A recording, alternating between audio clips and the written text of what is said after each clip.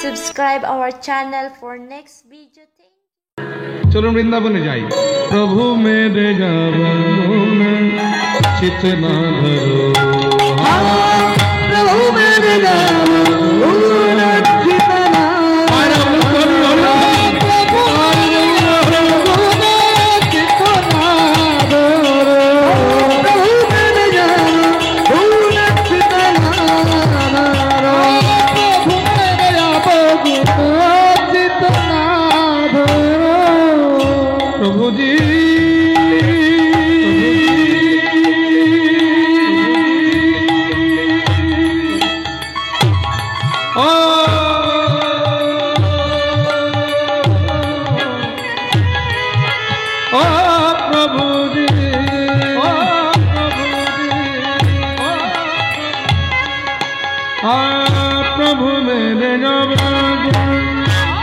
प्रभु मेरे प्रभु मेरे प्रभु मेरे प्रभु मेरे कितना धरो, प्रभु मेरे कितना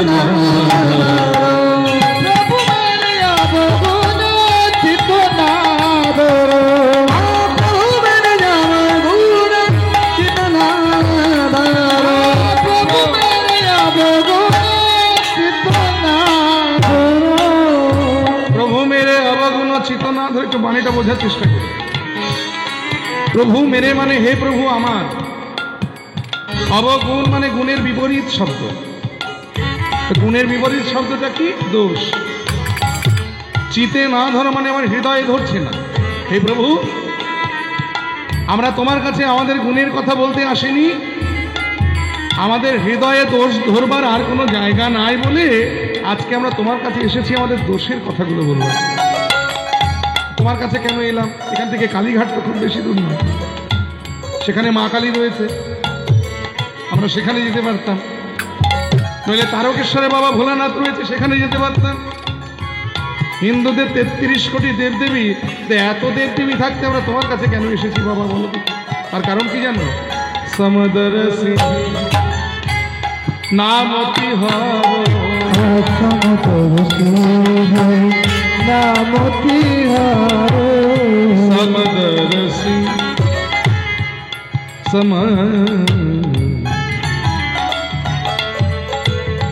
দরসি দরসি সমদরসি समदरसी समदरसी है नाम तिहारो, समदरसी है नाम तिहारो। একটা মজার কথা শুনুন ভক্তমণ্ডলী, ভক্তিমতী মায়েরা, আমাদের হিন্দুদের 33 কোটি দেবদেবী কিন্তু লক্ষ্য করে দেখবেন প্রত্যেকটা দেবদেবীর একটা নিজস্ব পার্সিয়ালিটি আছে। তাহলে ওটা আবার কেমন? দেখবেন কালী ঠাকুর কেবল তার কালী ভক্তকে কৃপা করে, শিব ঠাকুর কেবল তার শিব ভক্তকে কৃপা করে, কার্তিক ঠাকুর কেবল তার কার্তিক ভক্তকে কৃপা করে। মানে আপনি যদি কালীর পূজারী হয়ে কোনোদিন বিপদে পড়ে ভোলানাথের শরণাপন্ন হয়ে বলেন যে বাবা ভোলানাথ বড় বিপদে পড়ে তোমার কাছে এসেছি, তুমি আমায় একটু কৃপা করো, তো ভোলানাথ বলবে তা কি করে হয় বাবা? তুমি জীবনের আগে কোনোদিন আমার মন্দিরে আসনি, আমার চরণ চিন্তা করনি, আমায় সাধন করনি, ভজন করনি, আর আজকে প্রথম দিন বিপদে পড়ে আমার মন্দিরে মাথা ঠুকে আমার কাছে কৃপা চাইতে এসেছে। আরে বাবা, কৃপা কি অত সোজা কথা? কৃপা শব্দের অর্থ হলো করে পাওয়া। তুমি আগে আমার জন্য কিছু করো, তারপরে তোমার কৃপাটা পাবে না। তুমি একটা কাজ করো, তোমার একটা ভালো বুদ্ধি দিই, তুমি এতকাল মা কালীকে পুজো করেছো, কৃপা যদি চাইতে হয় যাও তুমি মা কালীর কাছে গিয়ে কৃপা চাও, আমি তোমায় কৃপা করতে পারবো।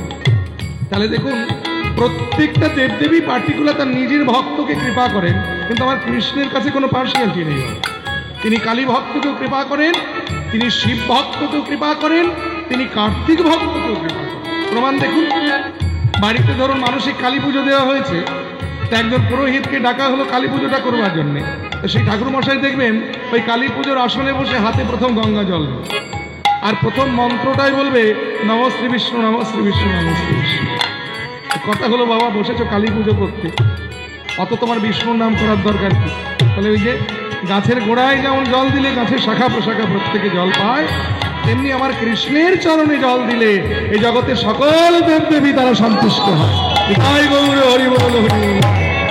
समदर्शी नाम तिहारो समदर्शी नाम तिहारो चाहे तो पार करो जितना प्रभु मेरे गुण चितना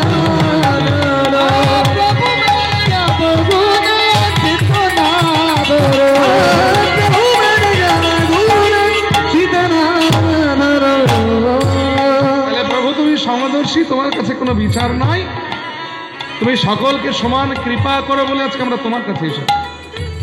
তুমি কেমন সমদর্শী আমরা একটু উদাহরণ দিয়ে বোঝার চেষ্টা করি। এই জগতে তোমার মতো আর কি আছে একটু দেখে নি। এক লোহা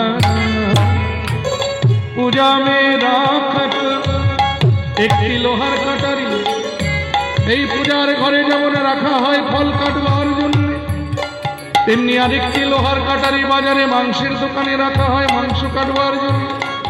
বাবা দুটোই কিন্তু লোহার কাটারি, একটা দিয়ে মন্দিরে পুজোর ফল কাটা হয় আর একটা দিয়ে বাজারে মাংস কাটা হয়। এই দুটো লোহার কাটারিকে আপনি যদি কোনোদিন কৃপা করে পরশ পাথরের কাছে নিয়ে যান, পরশ পাথর যা কিনা লোহাকে পরশ করলে লোহা সোনা হয়ে যায়, সেই পরশ পাথর কি বলবে যেটাই পুজোর ফল কেটেছে বলে আমি শুধু এটাকেই সোনা করব, ওটাই মাংস কেটেছে বলে ওটাকে সোনা করব না। দেখুন সমদর্শী কাকে বলে, তাই গৌর হরি বল। এক লোহা পূজা মে রাখত, এক रहु वैध के घर पारो, आपरस के मन विधना, परस के मन विधाना होता है। दोनों के कंचन करे राम, प्रभु मेरे गवगुण चितना भरो। प्रभु मेरे गवगुण चितना भरो, प्रभु मेरे गवगुण चितना भरो, प्रभु मेरे गवगुण चितना भरो। বলে বাহ বাহ বাহ বাহ, তুমি দারুণ উদাহরণ দিলে বাবা, এমন উদাহরণ দিলে যা পৃথিবীতে কেউ চোখে দেখে যায়নি। তাই ও এরা পরশ পাথর কেউ দেখেছো তোমরা? দেখেছ? বলে না বাবাটা গল্পে শুনেছি। বলে আজকের দিনে গল্পের কথা মনে, কারণ এখন পৃথিবী অনেক অ্যাডভান্স, মানুষ চাঁদে যাচ্ছে, মহাকাশে যাচ্ছে, বিনা তারে কথা বলছে। এই কয়েকদিন আগে মঙ্গল থেকে ঘুরে এলো। আজকের দিনে ওইরকম গল্পের কথা আমরা শুনতে চাই না। এমন একটা উদাহরণ দাও যা পৃথিবীতে চোখে দেখে। বলে বেশ, আরেকটু উদাহরণ দিচ্ছি। কেমন? এক নদিয়া এক নর কহাবত মেলনি ভরো, एक नदिया एक नर कहावत मेलो नीड़ी भरो। বাবা এই দামোদর নদী জল থাকলে বলে দামোদরের জল, আর আমাদের কলকাতায় যে বড় বড় নর্দমাগুলো আছে সেখানে জল থাকলে বলে নর্দমার পচা জল। কিন্তু মজার কথাটা কোথায় দেখুন, ওই দামোদরের জলটা বয়ে গিয়ে যখন গঙ্গার জলে পড়ে তখন কি কেউ তাকে আর দামোদরের জল বলে গো? ভাই নর্দমার পচা নোংরা জলগুলো যখন ড্রেন দিয়ে বয়ে গিয়ে গঙ্গার জলে পড়ে তখন সেটাও হয়ে যায় গঙ্গার। হে প্রভু, তোমার এই কীর্তনের আসরটা তেমন গঙ্গা স্বরূপ। শুধু তাই নয়, তোমার চরণ দুখানিও গঙ্গা স্বরূপ। এখানে সাধু কৃপা পায়, অসাধু কৃপা পায়। তাই গৌর হরি বল হরি বল হরি। এক নদিয়া নর কহাবত মেলনি ভরো, दोनों मिलत जब एक बार, दोनों मिलत जब एक बार सुरसुरी नामे भयो, एक जीवी ब्रह्म कहावत सूरदास झगड़ो। এবার শেষে একটু তার কথাটা বলি। এত সুন্দর তত্ত্বপূর্ণ ভজনটা যিনি লিখেছেন, যার নাম হলো ভক্ত কবি সুরদাস। জীবনে যিনি 33,000-এরও বেশি ভজন রচনা করেছেন, তার মধ্যে একটা শোনা যায়। এই কৃষ্ণের গান লিখে যিনি কৃষ্ণকে পেয়েছিলেন, কত বড় ভক্ত দেখুন বাবা। বৃন্দাবনে গেলে দেখে আসবেন, এখনো চন্দ্রবর সরোবরে তার সমাধিটা বিদ্যমান, যেখানে বসে তিনি ভগবানকে গান শোনাতেন। অন্ধ ছিলেন, চোখে দেখতে পারতেন না, স্বয়ং ভগবান নেমে আসতেন তার শ্রীকণ্ঠে গান শুনবার জন্য। এই অন্ধ সুরদাস একদিন পথে হাঁটতে হাঁটতে একটা গভীর কুয়ার মধ্যে পড়ে গিয়েছিলেন। 5 দিন সেই কুয়াতে বন্দী ছিলেন। 5 দিনের দিন স্বয়ং ভগবান এসেছিলেন তাকে উদ্ধার করতে। তীরে তুলে দিয়ে ভগবান তার কৃপা দৃষ্টি দিয়ে সুরদাসের নয়নের দৃষ্টি শক্তিটা ফিরিয়ে দিয়েছিলেন। আর সুরদাস তার নয়নের দৃষ্টি ফিরে পেয়ে ভগবানের মাধুর্যমণ্ডিত রূপ দর্শন করে করজোড়ে বললেন, প্রভু জীবনে তো কোনোদিন তোমার কাছে কিছু চাইনি, তা আজ যদি তোমার কাছে কিছু চাই তুমি কথা দাও আমায় ফিরিয়ে দেবেন। ভগবান বললে, সুরদাস তুমি আমায় এত মিষ্টি মিষ্টি গান শোনাও আর তুমি চাইবে আমি দেবো, এটা কখনো হয় না। বলো তুমি কি চাও? যা চাইবে কথা দিলাম তাই দেব। বলে, প্রভু তাই যদি হয় তাহলে কৃপা করে যে নয়নের দৃষ্টি আমায় ফিরিয়ে দিয়েছে সেই নয়ন দুটোকে অন্ধ করে দাও। চমকে উঠলেন ভগবান। বলছো কি তুমি? তুমি জগতের সৌন্দর্য দেখতে চাও না? সুরদাস বললেন, না প্রভু, যে নয়নের দৃষ্টি পেয়ে প্রথম আমি তোমার মাধুর্যমণ্ডিত রূপ দেখেছি সেই নয়নে আমি জগতের আর কিছু দেখতে চাই না, তুমি আমায় অন্ধ করে দাও। ভগবান সুরদাসের কথা রাখতে আবার সুরদাসকে অন্ধ করে দিয়েছিল। এই সেই সুরদাস যার লেখা 33,000-এরও বেশি ভজন রচনা করেছেন, তার মধ্যে একটা শুনে কৃষ্ণের গান লিখে তিনি কৃষ্ণকে পেয়েছিলেন। কত বড় ভক্ত সেই সুরদাস বললে, প্রভুজি জগতে এক জীব ব্রহ্ম কহাবত সুরদাস ঝরো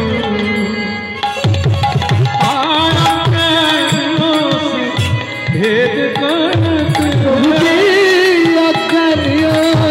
भेद करत জ্ঞানী তারা সাধু অসাধু বিচার করে, কিন্তু তুমি তো জ্ঞানী, তুমি কোনো বিচার করো না। তুমি গাছে ফলে রেখেছো যা সাধুতেও খায় অসাধুতেও খায়, আবার নদীতেও জলে রেখেছো যা সাধুতেও খায় অসাধুতেও খায়। প্রভুজি भेद करत प्रभुजी भेद करत तुम ज्ञानी कहे वेद करो प्रभु मेरे शिक्षना प्रभु मेरे प्रभु जी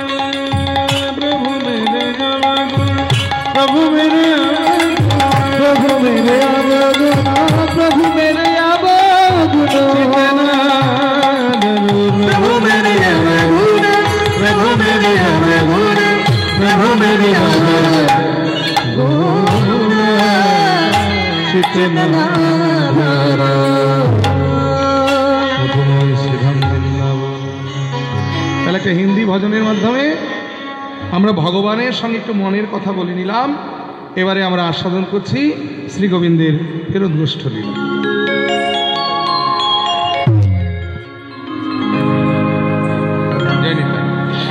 ভগবান কৃষ্ণচন্দ্র তার প্রিয় সখা, প্রিয় নম্র সখা, প্রাণ সখা ইত্যাদি সখাদের নিয়ে বৃন্দাবনের গোষ্ঠ গোচারণে বিনোদ খেলায় মত্ত ভগবান খেলছে।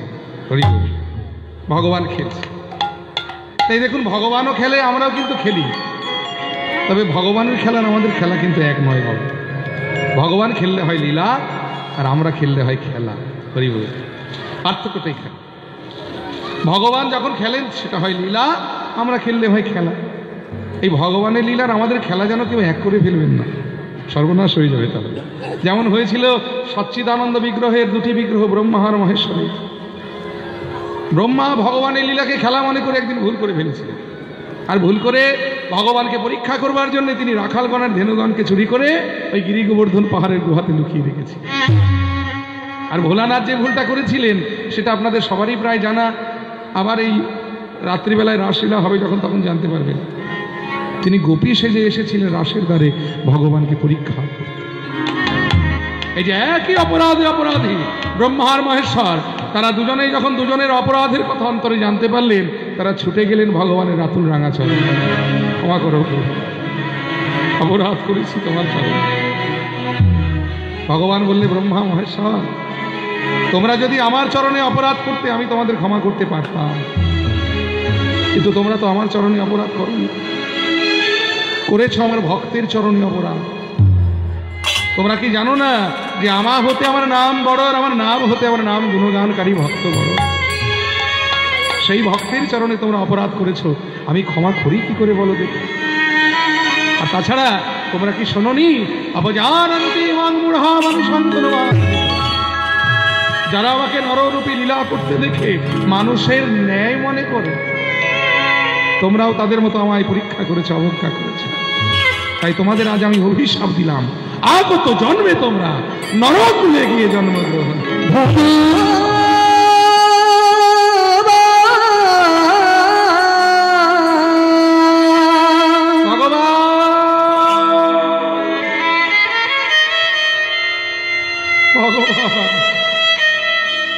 ভগবান স্বয়ং ব্রহ্মা, স্বয়ং ভোলানাথ হয়ে আজ আমি তোমার চরণে আমরা ক্ষমা চাইতে এসেছিলাম, কিন্তু পেলাম কি? অভিশাপ। দাও প্রভু দাও। অভিশাপ দিলে তাতে আমাদের কোনো দুঃখ নেই, তবে একটি কথা রাখবে প্রভু, একটি প্রার্থনা তোমার চরণে আমাদের। এই জন্মে আমরা যেমন তোমার লীলা মাহাত্ম্য জানতে না পেরে, বুঝতে না পেরে আমরা তোমায় অবজ্ঞা করেছি, পরীক্ষা করেছি, কথা দাও নরকুলে গিয়ে যেন আমাদের সেই ভুলটা না হয়। ভগবান হাসতে হাসতে বললেন, ব্রহ্মা মহেশ্বর, আমি এতকাল জানতাম যে তোমরা বোকা, আজ দেখলাম যে তোমরা বড়ই চালাক। তোমরা নরকুলে গিয়ে আমার লীলা মাহাত্ম্য জানতে বুঝতে চাইছো, কিন্তু আমি ছাড়া আমার লীলা মাহাত্ম্য তোমাদের জানাবে বলে আমি কে? তাহলে যে আমাকেও তোমাদের সঙ্গে ওই নরকুলে গিয়েই জন্ম নিতে হবে। ঠিক আছে, বাসনা যখন একবার করেছো, আর নাম যখন আমার ভক্তবান সকল কতরু, আমি কথা দিলাম এই বৃন্দাবন ছেড়ে নদিয়ায় গিয়ে যেদিন আমি গৌরাঙ্গ হব, ব্রহ্মা তুমি সেদিন হবে ব্রহ্ম হরিদাস, আর ভোলানাথ তুমি সেদিন হবে শান্তিপুরের সীতানাথ। আমার লীলা মাহাত্ম্য তোমরা জানতে পেরে জগৎকে দান করবে, তবে জগতে জানবে, তার আগে নয়। তাই ভগবান খেললে হয় লীলা, আমরা খেললে হয় খেলা। ভগবান, এই যে ভগবানের লীলার আমাদের খেলা, এত সুন্দর পার্থক্য করে গেছেন বাংলার একজন বিখ্যাত কবি, তবে হিন্দু নন বাবা, মুসলমান কুলে জন্মেছিলেন। এই পশ্চিমবাংলার বর্ধমান জেলার অন্তর্গত একটি প্রত্যন্ত গ্রাম, যে গ্রামটির নাম ছিল চুরুলিয়া, সেখানে জন্মেছিলেন বাংলার এক মহাকবি। রবীন্দ্রনাথকে যেমন আমরা বিশ্বকবি বলি, তেমনি তিনি ছিলেন মহাকবি, যার নাম হলো কাজী নজরুল ইসলাম। তিনি বললেন, প্রভু তুমিও খেলছো, আমরাও খেলছি, তবে তোমার খেলার আমাদের খেলা এক নয়। খেলিছ এ বিশ্ব বিরাট শিশু, আলমনে খেলিছ প্রলয় সৃষ্টি তব পুতুল খেলা নিরজনে নিরজনে খেলিছ। তুমিও খেলছো ঠাকুর, আর আমরাও খেলছি। ছেলেবেলায় আমরা পুতুল খেলা করি না আমায়রা? দেখবেন মাটির পুতুল গড়ি, সেই পুতুলকে আমরা যেমন খুশি সাজাই, ইচ্ছে মতো খেলি, খেলা শেষ হয়ে গেলে ভেঙে আবার জলেও ভাসি। ভগবানও পুতুল খেলছে শিশুরূপে, তবে আমরা মাটির পুতুল নিয়ে খেলি, আর তিনি আমাদের মতো রক্ত মাংসের পুতুলগুলো নিয়ে খেলছেন। ইচ্ছে হলেই গড়ছেন, যেমন খুশি সাজাচ্ছেন, মনের মতো খেলছেন। খেলা যেদিন শেষ হয়ে যায় সেদিন ভেঙে আবার জলেও ভাসিয়ে দিচ্ছে। অতএব আমরা হলাম শিশু, আর তিনি হলেন বিরাট শিশু। পার্থক্যটা এখানে। আমরা খেলি কোথায়? সংসার খেলার মাঠে, আর তিনি খেলেন কোথায়? শূন্যে মহা আকাশে। তুমি মগ্ন লীলা বিলাসে। শূন্য মহা আকাশে তুমি মগ্ন লীলা বিলাসে। শূন্য মহা আকাশে তুমি মগ্ন লীলা বিলাসে। হাসিছ খেলিছ তুমি ঘনে ঘনে নিরজনে প্রভু নিরজনে খেলিছ এ বিশ্বরে বিরাট শিশু আনমনে খেলিছ বিরাট শিশু আনমনে খেলিছ। তাহলে ভগবানও খেলেন, আমরাও খেলি, তবে ভগবানের খেলা আমাদের খেলা এক নয়। কারো কারো বিশ্বসে খেলে না তো হে উদাসী পড়িয়া আছে রানা পায়ের কাছে রাশি রাশি। ছেলেবেলায় দেখবেন আমরা কত রকম খেলা খেলি। লাটিম ঘোরাই, ঘুড়ি ওড়াই, এগুলো ছেলেবেলার মাধুর্যমণ্ডিত খেলা। যারা গ্রামে বড় হয়েছে তারা এইসব খেলার সঙ্গে পরিচিত। আমরা ছেলেবেলায় অনেক খেলেছি, লাটিম ঘুরিয়েছি, ঘুড়ি উড়িয়েছি, ডান্ডাগুলি খেলেছি, গোলাছুট খেলেছি। আজকালকার ছেলে মেয়েরা এগুলো খেলে না, ওরা কম্পিউটার নিয়ে আর স্মার্টফোন নিয়ে ব্যস্ত। তো যাই হোক, আমরা এইসব খেলা খেলেছি, এগুলো ছেলেবেলার খুব মধুর খেলা। তা ভগবানও লাটিম ঘোরান, ভগবানও ঘুড়ি ওড়ান। আমাদের ঘোরানো লাটিমটা বন বন করে ঘুরতে ঘুরতে কিছুক্ষণ পরে মাটিতে পড়ে যায়, আর ভগবান লাটিম ঘুরিয়েছেন, জীবনে একবার ঘুরিয়ে দিয়েছেন, জন্ম জন্মান্তর ধরে ঘুরছে। সেগুলো কি জানেন? ওই যে আকাশে কারো কারো বিশ্বসে খেলে না তো হে উদাসী পড়িয়া আছে রাঙা পায়ের কাছে রাশি রাশি। নিত্য তুমি হে উদার সদা সুখে দুঃখে আবির্ভাব।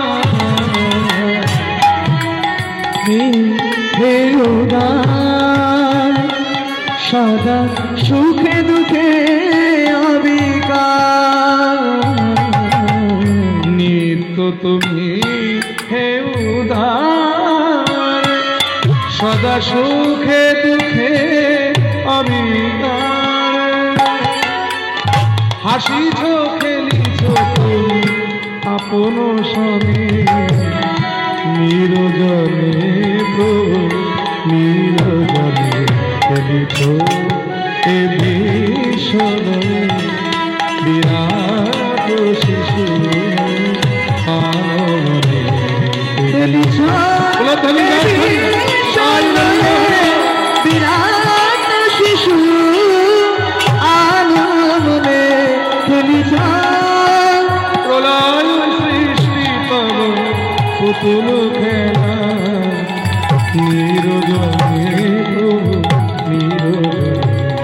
খেলেছ এ বিশ্বনে বিরাট শিশু আনন্দে খেলেছ। এত খেলা খেলেও ভগবানের স্বাদ মেটেনি, আজও খেলছেন ভগবান। তবে আজকের খেলাটা কোথায়?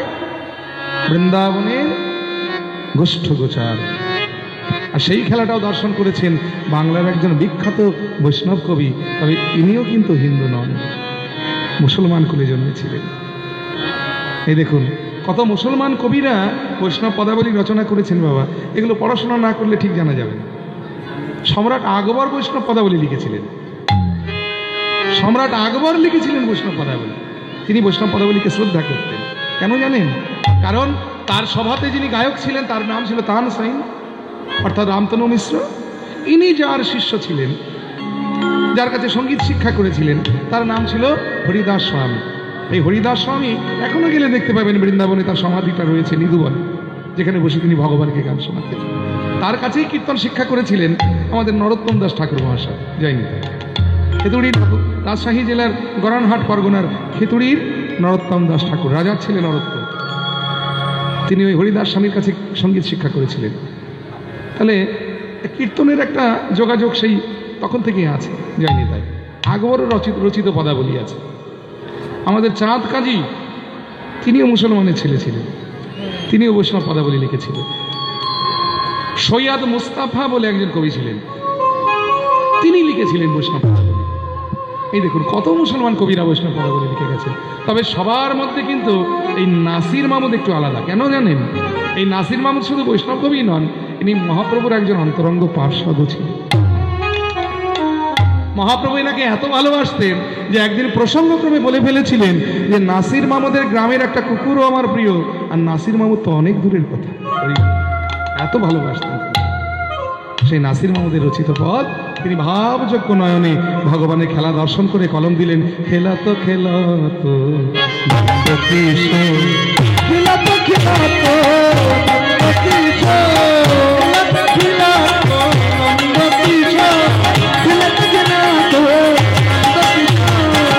খেলা তোরা সুন্দর মহদমূরতি মধুর খেলা তোরা সুন্দর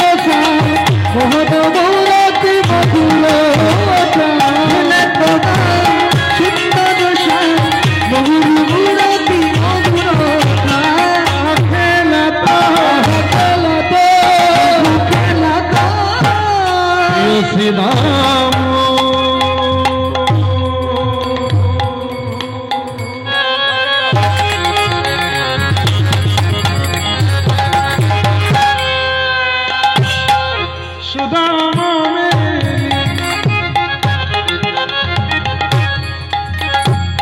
আজি তপন তনয়া তীরে থেকে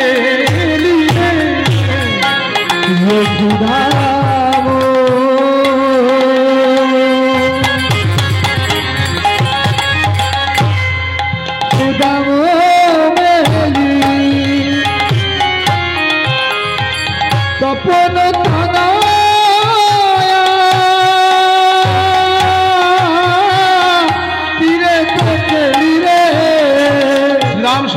বসুধাম মধুমঙ্গল সুবল নিয়ে ভগবান তপন তনয়া তীরেতে কেলি, কেলি মানে খেলা করছে। কোথায়? তপন তনয়া তীর। তপন তনয়া মানে, তপন মানে কি মায়েরা? ও মায়েরা, তপন মানে কি গো? এই যে গল্প করো না, আমার দিকে তাকাও। বলছি তপন মানে কি জানো? সূর্য, সূর্য। আর তনয়া মানে, তনয় মানে হলো পুত্র, তনয়া মানে হলো কন্যা। তনয়া তাহলে সূর্যের কন্যা কি নাম জানো? সূর্যের ছেলের নাম জানো? যমালয়ের অধিপতি যিনি যমরাজ, তিনি হলেন সূর্যের ছেলে। আর সূর্যের কন্যা, আরে বাবা ভাইফোঁটার দিনটা মনে করো না, তাহলে তো বেরিয়ে যাবে। হ্যাঁ, ভাইয়ের কপালে ফোঁটা দিয়ে কি বলো? ভাইয়ের কপালে দিলাম ফোঁটা, জমের দুয়ারে পড়লো কাটা, যমুনা দেয় জমকে ফোঁটা, আমি দিই আমার ভাইকে ফোঁটা। সেদিন বোনেরাই ভাইয়ের কপালে ফোঁটা দেয়, বোনেরা ভাইয়ের কপালে ফোঁটা দেয়। তাহলে যম যদি সূর্যের পুত্র হয়, যমুনা হলেন সূর্যের কন্যা। সেই যমুনার তীরালো করে ভগবান সখাদের নিয়ে খেলছেন। আহা প্রিয় শ্রীধাম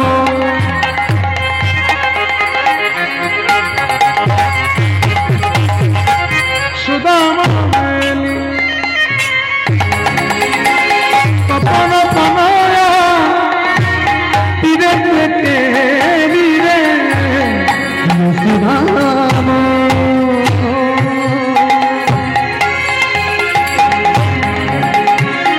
সুদাম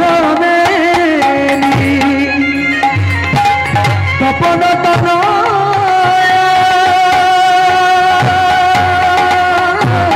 তীরে থেকে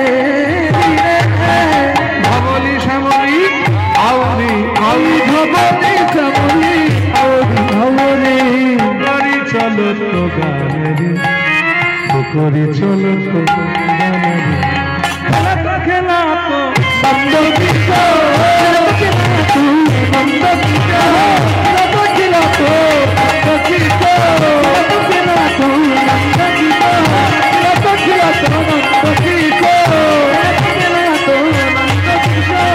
আগম নিগম বেদ তিনি আগম নিগমের কর্তা, তিনি বেদের সার। তবে ওই যে ব্রহ্মা আর মহেশ্বর তারা দুজনে যে অপরাধ করেছিলেন ভগবানের লীলাকে খেলা মনে করে, সেই অপরাধের প্রায়শ্চিত্ত করবার জন্য তারা দুজনে দুটি গ্রন্থ লিখে গিয়েছিলেন। যে গ্রন্থ দুটিতে তারা ভগবানের সমস্ত লীলা গুণাগুণ বর্ণনা করে গেছেন, সেই গ্রন্থ দুটির নাম হলো, একটার নাম আগম, আরেকটির নাম হলো নিগম। তাই বললেন যিনি আগম নিগমের কর্তা, হরি বল, যিনি বেদের সার, যোগী যারে যোগে পায় না, ধ্যানী যারে ধ্যানে পায় না, মনি যারে মনে পায় না, তিনি আজকে কি করছেন? লীলায় কদব্য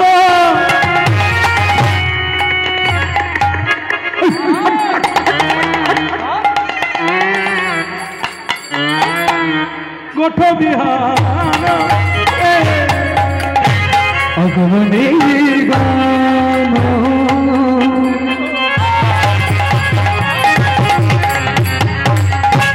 বেদাশা লীলায় কর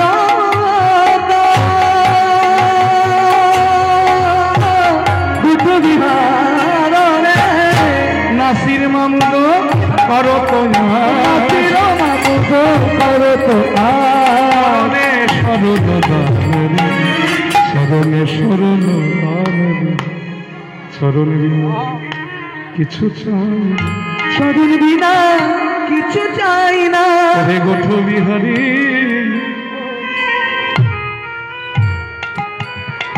হে বংশী তোমার চরণ আরে কিছু চাই না গোঠ বিহারী।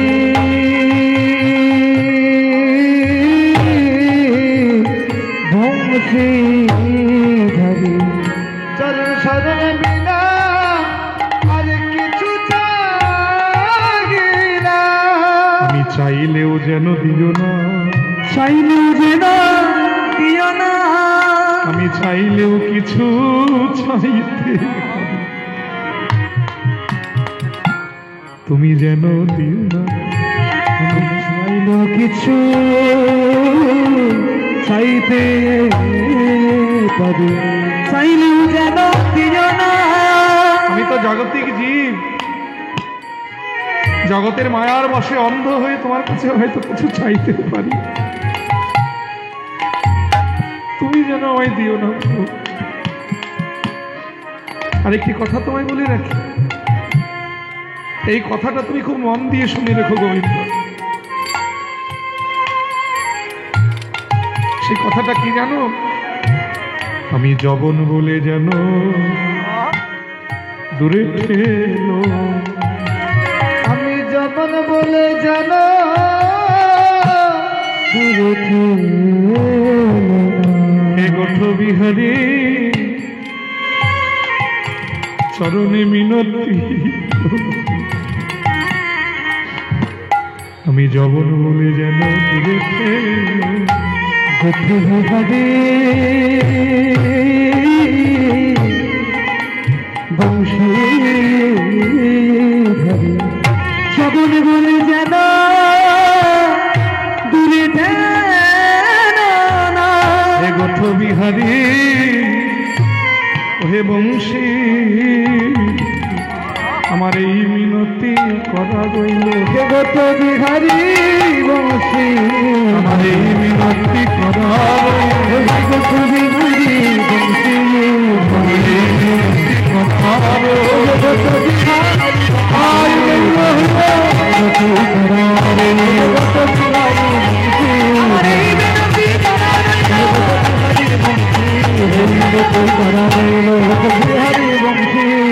আমি যখন বলে গেল দূরে গেল না। ভগবান খেলছেন, ভগবান খেলছেন কোথায়? শ্রী যমুনার তীরে।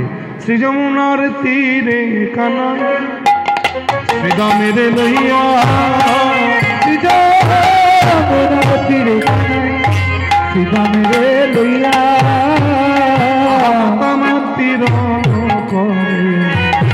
সমুদ্র হইয়া মাতামাতি কাঁধে করায় কাঁধে কাঁধে করায় কাঁধে করাইয়া শ্রীদামের লইয়া কাঁধে করায় আর কাঁধে চড়া ওই রঙ্গি আসি দামে লইয়া শ্রী যমুনা তীরে যাই রঙ্গি আসি দামের যমুনার তীরে যাই রঙ্গি আসি দামে শ্রী যমুনা তীরে দামের লইয়া যমুনার তীরে রঙ্গি আসি দামের লইয়া যমুনার তীরে যাইয়া করায় আর কাঁধে ছড়া। খেলতে খেলতে কি হলো জানেন? প্রখর রবির তাপে শুকাইল মুখ, প্রখর রবির তাপে শুকাইল মুখ, দেখিয়াছি সখাগণের বড় হইল দুঃখ, দেখিয়াছি সখাগণের বড় হইল দুঃখ। বলে আরে না খেলিব কানাই, আয় কানাই শোন শোন শোন শোন, আরে না খেলিব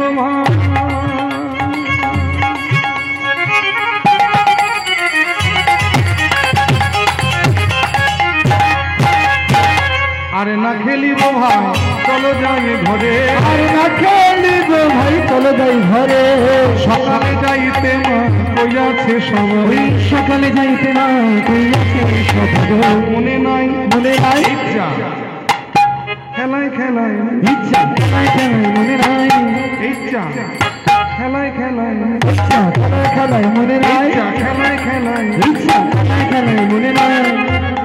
আর খেলা যাবে না এই সন্তান শোন, গগনে দেখ আর বেলা নাই, বেলা শেষ, এবার যে ঘরে যেতে হবে রে।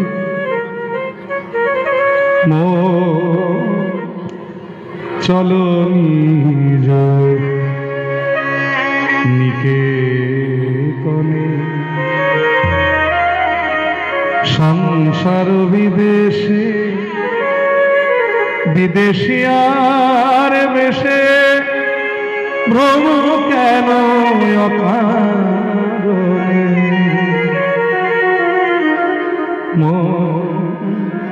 চলো নিজ নিকেতনে।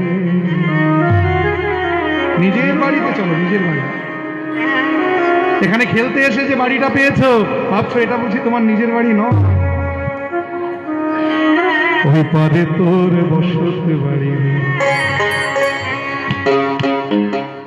ওরে এই পারে তোর বাসা, ওই পারে তোর বসত বাড়ি। দিন দুই দিনের যতনের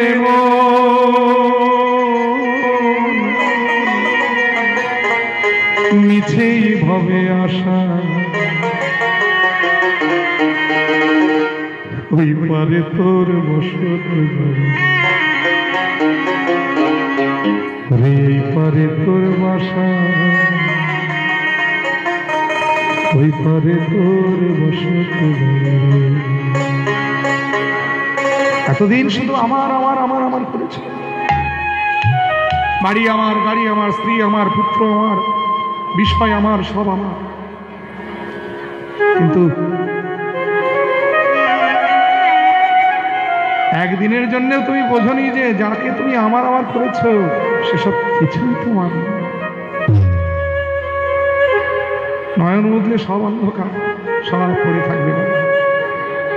এ বিষয় পঞ্চক আর ভূতগণ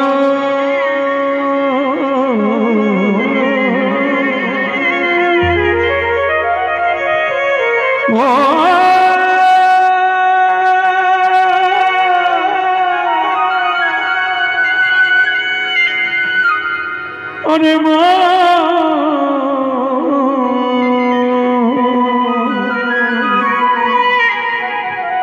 এ বিষয় পঞ্চক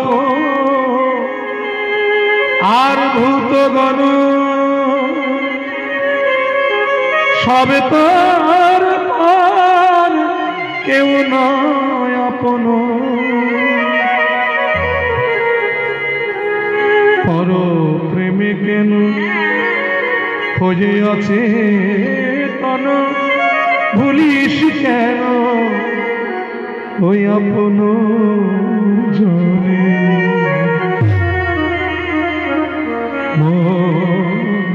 চলো নিকেতনে। অনেক দূরের পথ, সকাল করে বাহির হয়, নইলে পথে অন্ধকার নেমে আসতে পারে। আর অন্ধকারে অনেক ভয়, সাপের ভয়, বাঘের ভয়, শৃগালের ভয়, আঁকা বাঁকা উঁচু নিচু পথে হোঁচট খেয়ে পড়বার ভয়। আর হোঁচট খেয়ে যদি পড়ো তাহলে পা ভাঙতে পারে, মাজা ভাঙতে পারে, এমনকি প্রাণও যেতে। সকাল সকাল বাহির হয়। হয়তো ভয় পাচ্ছ যে এত দূরের পথ হাঁটতে হাঁটতে পথে যদি ক্লান্তি নেমে আসে, তুমি ভেবো না তোমার জন্য একটা খুব ভালো পান্থশালা তৈরি করা রয়েছে, যেখানে বসে না হয় দুদণ্ড তুমি একটু জিরিয়ে নিও। সেই পান্থশালাটার নাম কি জানো? সাধু সঙ্গ নামে আছে পান্থ। শ্রান্ত হলে করি বিশ্রাম, সাধু সঙ্গ নামে আছে পান্থ। সাধু সঙ্গ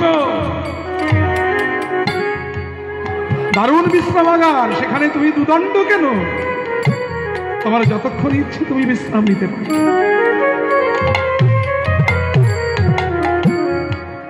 আর যদি তুমি হাঁটতে হাঁটতে কখনো পথ ভুলে যাও, ভাবছো কেন? পথ ভ্রান্ত শুধাইবে তারে, সে পান্থ নিবাস জনে। যদি দেখো পথে ভয়েরই আতা,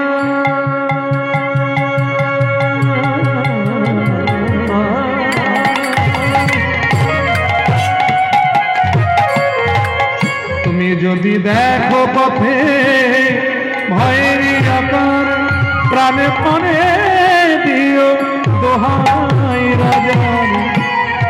সে পথে রাজার প্রবল প্রতাপ সমদম, যার শাসনে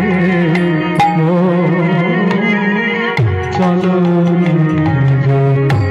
নিকেতন। সংসার বিদেশ বিদেশে আর বেশে কেন অকারণে, চলো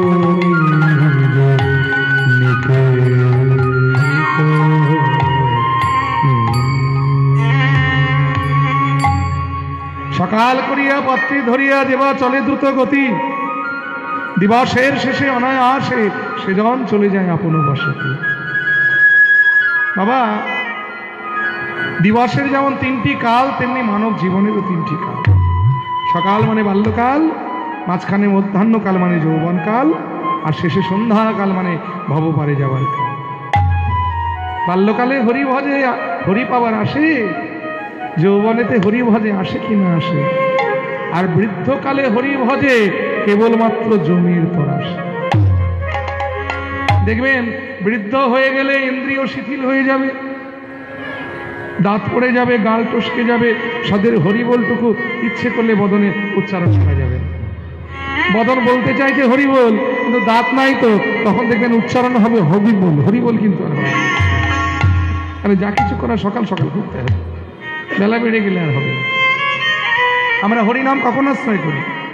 3 কাল গিয়ে 1 কালে ঠেকেছে, স্ত্রী বিয়োগ হয়ে গেছে, পুত্রের কাছে নিজের প্রয়োজন ফুরিয়ে গেছে, ছেলে আর জিজ্ঞেস করে না যে বাবা এটা করবো না ওটা করবো, কারণ তখন বাবা চাইতে ছেলে বেশি ভালোবাসে। একটা ছোট নাতি বেশি কাছাকাছি এলেই বৌমা বকাবকি শুরু করে দেয়, তখন একেবারে নিঃসহায় নিঃসম্বল। তখনই শেষের দিনের সম্বল ওই হরিনামকে আশ্রয় করি, এবং তখন আর হরি বলার ক্ষমতা থাকে। এক বৃদ্ধ পিতা, কিছু মনে করবেন না, কারণ জগতে এরকম পিতার পুত্র অনেক পাওয়া যায়। আমি একটা উদাহরণ স্বরূপ বলছি, কিছু মনে করবেন না। এক পিতা, তার 3 ছেলে। সেই পিতা কি করেছে? তার দেহের সমস্ত রক্ত নিংড়ে একেবারে আর্থিক মানসিক কায়িক পরিশ্রম দিয়ে 3 ছেলেকে মানুষের মতো মানুষ করার চেষ্টা করেছে। বড় ছেলেকে ডাক্তার, মেজো ছেলেকে ইঞ্জিনিয়ার, ছোট ছেলেকে ব্যারিস্টার। আর ছেলেরাও বাবা বলতে একেবারে অজ্ঞান, বাবা ছাড়া কিচ্ছু বোঝে না। এই যে ছেলেদের জন্য এত করেছে, এত কিছু করতে গিয়ে তার জন্য একটু কিছু করা হয়নি। একদিন এক গোসাই বাবা এসে বললেন যে বাবা, অনেক তো সংসারের জন্য করলে, ছেলেদের জন্য করলে, এবার একটু তার জন্য কিছু করো। তাহলে কার জন্যে? বলে কেন, তোমার প্রকৃত বন্ধু যিনি, কে আমাদের প্রকৃত বন্ধু? কে? 4 জনা যেদিন কাঁধে করে নিয়ে যাবে, সবাই পিছিয়ে থাকলেও একজন কিন্তু সঙ্গ ছাড়বে না। কে বলুন দেখি? বলো হরি, বলো হরি, বলো হরি। তাহলে প্রকৃত বন্ধু সেই যে সুখের দিনে এবং দুঃখের দিনে সব সময় পাশে থাকে। যেদিন এসেছিলাম সেদিন তিনি এনেছিলেন হাত ধরে, আবার যেদিন চলে যাব সেদিন তিনি হাত ধরে নিয়ে চলে যাবেন। তাহলে সেই তো প্রকৃত বন্ধু। তাহলে তার জন্য একটু কিছু করো। বলে আসলে কি হয়েছে বাবা জানো, আমার ছেলেরা আমার এত ভালো বন্ধু। বলে কি বললে? দাঁড়াও দাঁড়াও দাঁড়াও, তোমার ছেলেরা তোমার ভালো বন্ধু? হ্যাঁ গো, জানো না আমার 3 ছেলে আমাকে কত ভালোবাসে। বলে কিরকম? আমার বড় ছেলে বলেছে যে আমি মারা গেলে আমাদের বাড়িতে যে সবচাইতে মিষ্টি আম গাছ, সেই আম গাছ কেটে আমাকে পোড়াবে। চিন্তা করতে পারো, বাড়িতে আমাদের 11টা আম গাছ, তাহলে বাবা আম গাছ কেটে পোড়ালেই হলো। সে মিষ্টিও যা টক হতো তাই, আম গাছই তো। কিন্তু ভালোবাসাটা কত গাঢ়, যে আমার বড় ছেলে বলেছে যে বাড়ির সবচাইতে মিষ্টি আম গাছ কেটে আমাকে পোড়াবে। বলে বাহ, তাহলে তো দেখছি তোমার বড় ছেলে তোমাকে খুব ভালোবাসে বাবা। আর তোমার মেজো ছেলে? তার কথা আর কি বলবো, সে বলেছে আমাকে যেখানে পোড়ানো হবে ওই শ্মশান ঘাটটা, রাজস্থান থেকে লক্ষ লক্ষ টাকা ব্যয় করে দামি দামি শ্বেত পাথর নিয়ে এসে ওখানে একটা বিরাট স্মৃতি মন্দির করে দেবে, যাতে সবাই দেখে বলে ওই দেখ অমুকের বাবার স্মৃতি মন্দির। বলে বাহ, মেজো ছেলেও দেখছি তোমাকে খুব ভালোবাসে বাবা। আর ছোট ছেলে? বলে তার কথা আর কি বলি, সে হলো একটা আস্ত পাগল। সে বলে কি না যে আমি মারা গেলে নাকি 7 গ্রামের মানুষকে ঢেড়ি পিটিয়ে নেমন্তন্ন করে আমার শ্রাদ্ধ অনুষ্ঠানে যা চাই খাওয়াবে, বুঝলে, যত দামি দামি খাবার, যেমন বাগবাজারের ভোলা ময়রার রসগোল্লা, রানাঘাটের যোগময়রার পান্তুয়া, তারপরে কৃষ্ণনগরের অধরের সরপুরিয়া সরভাজা, বর্ধমানের মিহিদানা সীতাভোগ, শক্তিগড়ের ল্যাংচা, লক্ষ লক্ষ টাকা ব্যয় করে যা চাই খাওয়াবে। গোসাই বাবা বলেন বাহ, তাহলে তো দেখছি তোমার 3 ছেলে তোমাকে খুব ভালোবাসে বাবা। তা কোনোদিন পরীক্ষা করে দেখেছো? বলে কি করে দেখবো, আমি তো এখনো মরেইনি। বলে আজকে একটু মরেই দেখো তাহলে। আশ্চর্য গোসাই হেতু, মানুষ মানুষে বাজবার জন্য আশীর্বাদ করে, আর তুমি আমাকে মরতে বলছো? বলে না না বাবা, তোমায় আমি সত্যি করে মরতে বলছি না। এই দেখো না, আমার তৈরি করে একটা ভেষজ বড়ি মানে ঔষধ, আর তাতে আবার আমি একটা মন্ত্রগুণ দিয়ে রেখেছি। এই বড়িটার গুণ কি জানো? তুমি রাতে খাওয়া দাওয়া করে যদি বড়িটা খেয়ে শুয়ে পড়ো, বাইরে থেকে দেখে মনে হবে যে তুমি মরে গেছো। কিন্তু ভিতরে তুমি সব জানতে পারবে আর সব বুঝতে পারবে, আবার ইচ্ছে করলে জেগে উঠে বুঝতে পারবে। তো বাবা এই একটা বড়ি আজকে আমি তোমায় দিয়ে দিলাম, বাড়ি যাও, রাতে খাওয়া দাওয়া করে বড়িটা খেয়ে শুয়ে পড়ো, সকাল হলেই বুঝতে পারবে যে তোমার ছেলেরা তোমায় কত ভালোবাসে। তো ভদ্রলোক চিন্তা করলো যে এতদিন ছেলেরা মুখে বলেই এসেছে, আজকে যখন সুযোগ পেয়েছে একবার পরীক্ষাটা করেই দেখি। এই বলে বাড়িতে গেছে, বড়িটা নিয়ে বাড়িতে গিয়ে বড়িটা খেয়ে রাতে শুয়ে পড়েছে। আর যখন সকাল হয়েছে, 6টা বাজে, 7টা বাজে, 8টা বাজে, 9টা বাজে, কিন্তু বাবা কিছুতেই ঘরের দরজা খুলে দিয়েছে। ছেলেদের চিন্তা হলো, এত বেলা অবধি তো বাবা ঘুমোয় না, কি ব্যাপার? দরজায় কড়া নেড়ে ডাকলেন, বাবা, ও বাবা, উঠে পড়ো, অনেক বেলা হয়ে গেছে, ওঠো। বাবা সাড়া নাই। অবশেষে পাড়ার লোকজন ডেকে ঘরের দরজা ভেঙে ঘরের মধ্যে প্রবেশ করে দেখেনি তাই গৌর হরি। বাবা পেয়ে গেছে, সঙ্গে সঙ্গে শুরু হলো কান্নাকাটি। 3 ভাই গলাগলি ধরে কাঁদতে শুরু করলো যে বাবা, এ তোমার কি হলো বাবা? এতদিন তুমি আমাদের মাথার উপরে বটির ছায়ার মতো ছায়া দিয়ে এসেছো, আমরা তার তলে বসে জিরিয়েছি, আর আজকে তুমি আমায় ছেড়ে আমাদের ছেড়ে চলে গেলে, আমরা কোথায় বসে দুদণ্ড জিরোবো? আমরা কাকে বাবা বলে ডাকবো? আত্মীয় স্বজন পরিজন বন্ধু বান্ধব যে যেখানে ছিল, যারাই কানে শুনলো তারাই বললো, আরে মানুষটা বড় ভালো ছিল গো, যাই একবার শেষে দেখাটা দেখে। কেউ আসলো, কেউ হয়তো আসতে পারলো না। ঘন্টা 2 কান্নাকাটি করবার পরে বড় ভাই আর 2 ভাইকে সান্ত্বনা দিয়ে বলছে, ওরে ভাই রে, আর কাঁদিস না, চোখের জল মোছ, যে নেই তার জন্য বৃথা কেঁদে আর লাভ কি? এই হলো আমাদের ভালোবাসা। চিন্তা করতে পারেন, সারাটা জীবন যে উৎসর্গ করে দিয়েছে সংসারের জন্য, আজকে সে চলে গেল বলে ছেলেরা মাত্র ঘন্টা 2 কান্নাকাটি করেই বলছে যে নেই তার জন্য থাকে দিলাম। এই হলো আমাদের ভালোবাসা। জগতের সবচাইতে ধ্রুব সত্য কি জানেন বাবা? আমরা কেউ কাউকে ভালোই বাসতে পারি, এটা মিথ্যা ভালোবাসা। কোনো কিছুর বিনিময়ে আমরা কাউকে ভালোবাসি, পাওয়াটা যেদিন শেষ হয়ে যায় সেদিন ভালোবাসাটাও ফুরিয়ে যায়। ভালোবাসা জীবাত্মার সঙ্গে জীবাত্মার হয় না।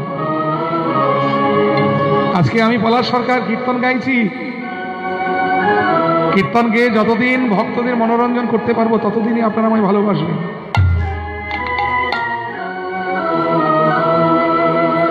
যে আর ভালো করে কীর্তন গাইতে পারবো না, আপনাদেরকে আনন্দ দিতে পারবো না, ভালোবাসাটা ফুরিয়ে যাবে। ধীরে ধীরে সবাই একদিন আমাকেও ভুলে যাবে, এটাই জগতের নিয়ম। আমরা যেমন করে ভুলেছি, আজ আমি আমার বিদ্যা বুদ্ধি পাণ্ডিত্য দিয়ে এখানে আসতে পারিনি। আমি যার অশেষ কৃপাতে আজকে এখানে এসে দাঁড়িয়েছি, যার প্রচেষ্টা, আমার স্বর্গীয় পিতৃদেব, তার ঐকান্তিক ইচ্ছা ছিল আমি এখানে আসি। আমার বাবা যেদিন মারা গেলেন সেদিন আমি আসানসোলে শীতলাতে কীর্তন গাইছিলাম। রাত্রি 12টায় গান শেষ হয়েছে, 12:30টায় বাবা নিজেই আমায় ফোন করে ডাকলেন যে বাবা তোমার গান হয়ে গেছে? বললাম হ্যাঁ। তাহলে পারলে দাদারা যদি ছুটি দেয়, কমিটির দাদারা, পারলে বাড়ি চলে এসো, তা নইলে আরো হয়তো তোমার সঙ্গে দেখা হবে। ছুটতে ছুটতে বাড়িতে এলাম, আমার কোলে মাথা রেখেই আমার পিতা সজ্ঞানী স্বর্গ লাভ করল। খুব কাঁদলাম সেদিন, মনে হলো আমার জীবনের সবচাইতে বড় বন্ধু আমায় ছেড়ে চলে গেল। কটা দিন কষ্ট হয়েছিল জানেন? ওই 15টা দিন। আগে আগে তাও একাধবার তার কথা একটু আধটু মনে পড়তো, কিন্তু আজকাল আর তেমন বিশেষ পড়েনি। তার সঙ্গে যদি আমার এত ভালোবাসা, কই প্রত্যেক দিন নিয়ম করে তার জন্য তো দুটা চোখের জল ফেলতে। এই যে বললাম প্রেম হয় পরমাত্মার সঙ্গে জীবাত্মা, যে প্রেম জন্ম জন্মান্তরে কোনোদিন ভাঙে না। যেমন প্রেম করেছিলেন আমার ভক্ত প্রহ্লাদ, যে প্রেমের কথা আজও ইতিহাসের পাতায় স্বর্ণাক্ষরে লেখা আছে। ভগবান প্রহ্লাদকে বলেছিলেন যে প্রহ্লাদ, তোর ভালোবাসায় আমি এত সন্তুষ্ট যে তোকে আমার কিছু দিতে ইচ্ছে করছে, বল তুই কি চাস।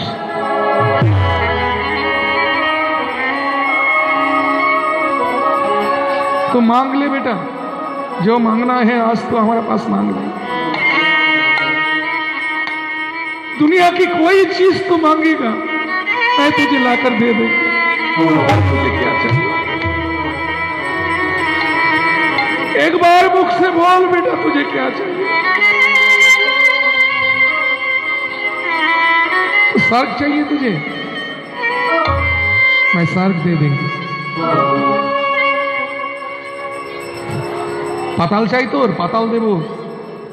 পৃথিবীর অধীশ্বর হতে চাস, তাই বানিয়ে দেব। দেবতাদের রাজা হতে চাইলে তাও বানিয়ে দেব তোকে। এমনকি তুই যদি ভগবান হতে চাস, আমি তোকে ভগবানত্ব দিয়ে দেব। বল তোর কি চাই, বল। प्रहलाद कांपते कांपते प्रभुर चरणी प्रणाम जानिए बोल, प्रभु वरदान देना है तो ऐसा वरदान दो तो जिंदगी में तुम्हारा चरण में हमरा कुछ चाहने की इच्छा ना हो।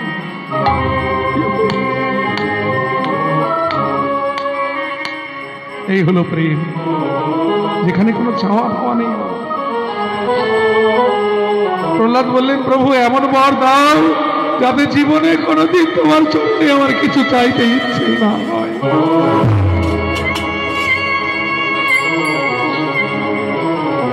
এই হলো প্রেম, যেখানে কোনো চাওয়া পাওয়া নেই। আত্মেন্দ্রিয় প্রীতিবাঞ্ছা তারে বলে কাম, আর কৃষ্ণেন্দ্রিয় প্রীতিবাঞ্ছা ধরে প্রেম না।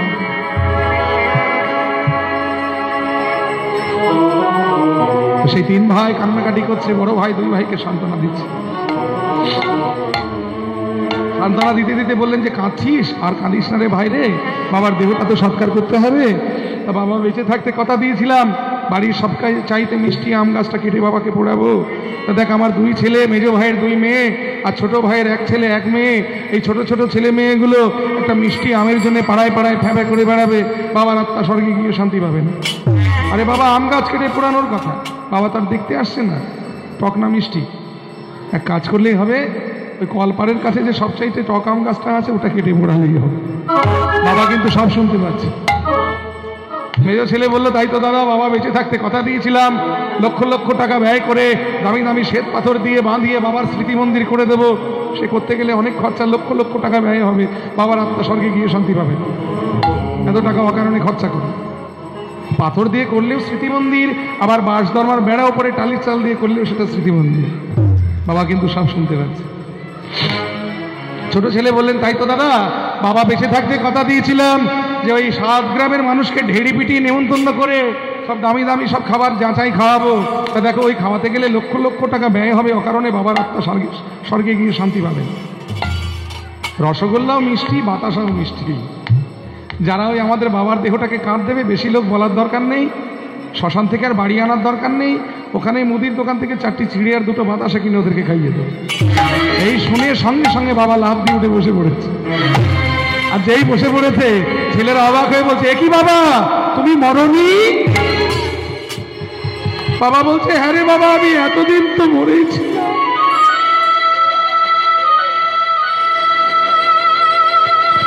আজ তোদের কথাগুলো শুনে আমার নতুন করে একটু মাসতে ইচ্ছে, বাঁচতেই যদি হয় আর তোদের সঙ্গে নয়। এবার একটু তার জন্য বাঁচবে। তোদের মায়ায় পড়ে এতদিন যাকে ভুলে বসেছিলাম, আজ আমি বুঝেছি যে আমার জনমে মরণে সেই হলো আমার একমাত্র বন্ধু। আশ্রয় করলেন হরি নাম, আর হরি বলার ক্ষমতা নেই বাবা, দাঁত নেই তো। হরিবল বলতে কি আর হরিবল হয় না। বসে বসে কাঁদে, নয়নের জলে বদল ভাসিয়ে, আর মনে মনে বলে কবে তৃষিত ছাড়িয়া যাবে তোমারই রসালো নন্দ, কবে তাপিত চিত করিব শীতল তোমারই করুণা ছন্দ কৃষিত ছাড়িয়া যাইব তোমার রসাল নন্দনে। হে দয়াময়, এই মরুভূমির তৃষ্ণা যে আর সহ্য করতে পারছে না। তৃষ্ণার্ত মরুভূমি থেকে তুমি কৃপা করে আমাকে একবার তোমার রসের আলোয় নিয়ে চলো, যেখানে নাই জ্বালা, শুধু আছে শান্তি, শুধু আছে সুখ। এতদিন শুধু আমার আমার করেছি, আজ বুঝেছি এরা কেউ আমার নয়। আজ আমার কি মনে হচ্ছে জানো, কবে তোমাতে হয়ে যাব আমার তোমার নাম নয়নে বলে, তোমাতে হয়ে যাব আমার বিহারা, তোমার নাম নিতে নয়নে ববে ধারা। তবে তোমাতে হয়ে যাব আমার বিহারা, তোমার নাম নয়নে বলে, তোমাতে আমার বিহারা, তোমার নাম নিতে নয়নে ববে ধারা। আমার দেহ শিহরিবে আকুল হবে প্রাণ, দেহ শিহরিবে আকুল হবে ফুল স্পন্দনে কবে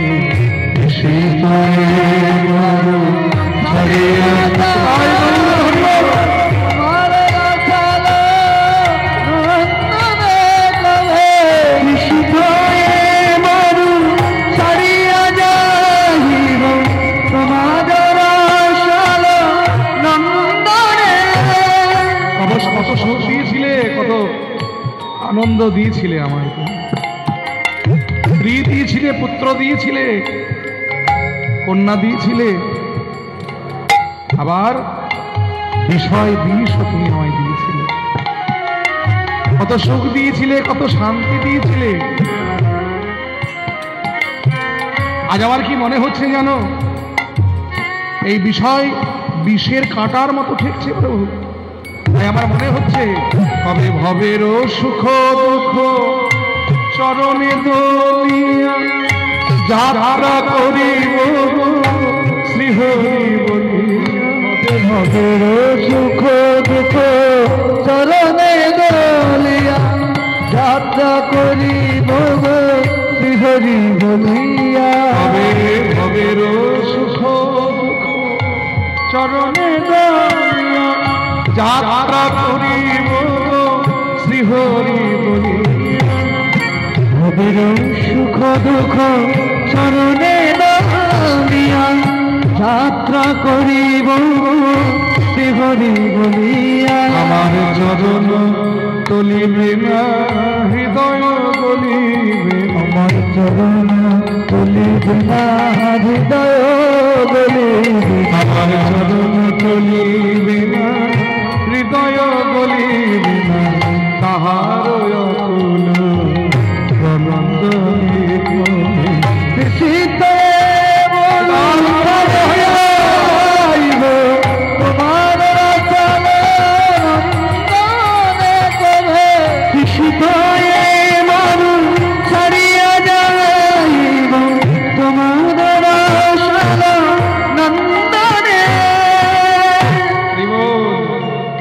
তুলবি যদি ছানা বাছর সকাল সকাল তুল। কচি বেলায় ভজন সাধন, বৃদ্ধ হলে ভজনে বাধায় গণ্ডগোল। সময় চলিয়া যায় নদীর স্রোতের প্রায়, সোনার ঘড়িটিতে বলে টিক টিক টিক। যে না চলে তার তালে তার শত শত টিক। এ সময় চলে গেলে আর পাওয়া যাবে না বাবা, সময় চলে গেলে আর পাওয়া যাবে না, যায়নি। অতএব যা কিছু করার সকাল সকাল, বেলা নেই আর বাবা, বেলা শেষ। ওখানে আরে না খেলিব ভাই চলো ঘরে যা, আরে না খেলিব ভাই চলো ঘরে যা, আরে না খেলিব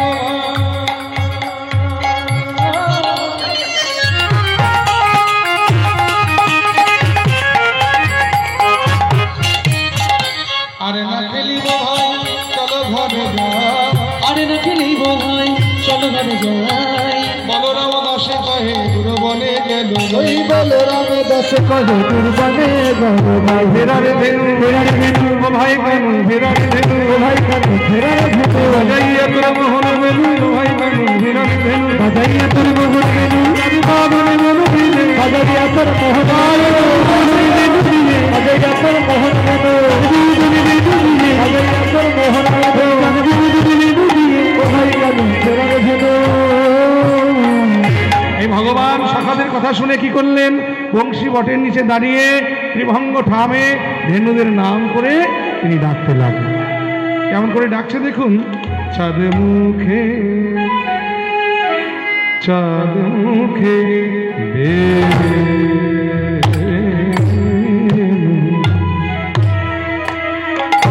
চাঁদ মুখে বেনু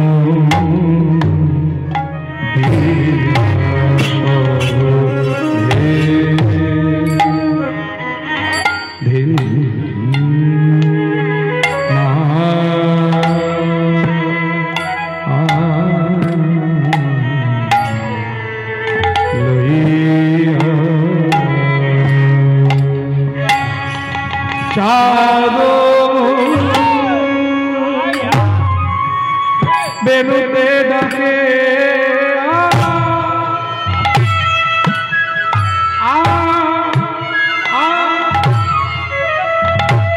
ডাকে ভাবলি বেনুতে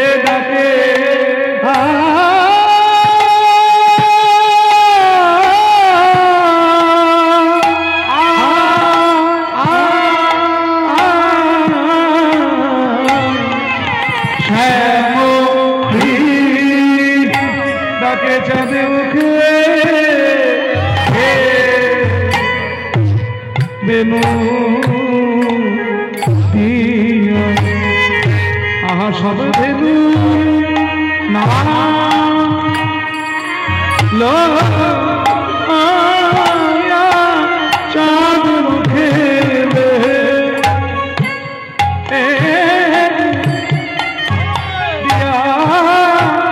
সব ভেনু চাঁদ মুখে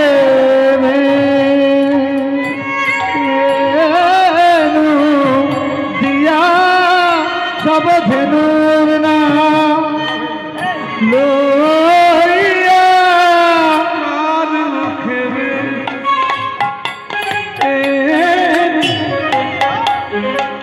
দিয়া সব ধেনুর নাম চাঁদ মুখে দিদা সব ধেনুর দিয়া সব ধেনুর নাম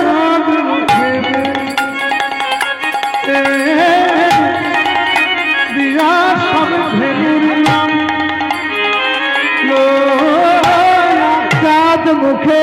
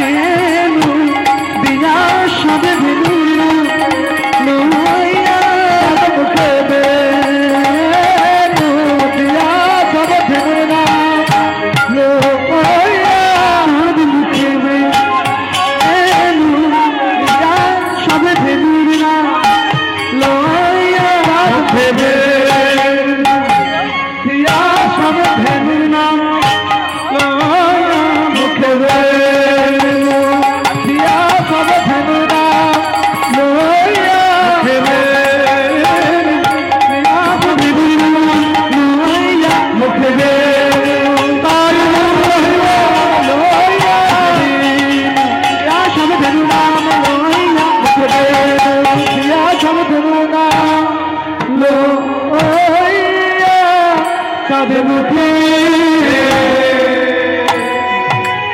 বেনু দিয়া এই চাঁদ মুখে বেনু দিয়া সব ধেনুর নাম লইয়া ডাকিতে লাগিল উচ্চ স্বরে শুনিয়া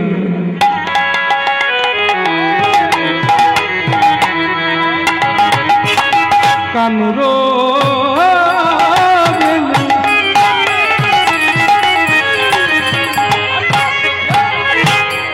ঊর্ধ্ব মুখে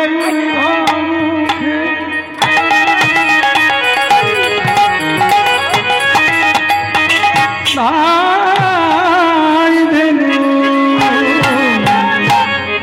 শুনিয়া কানুর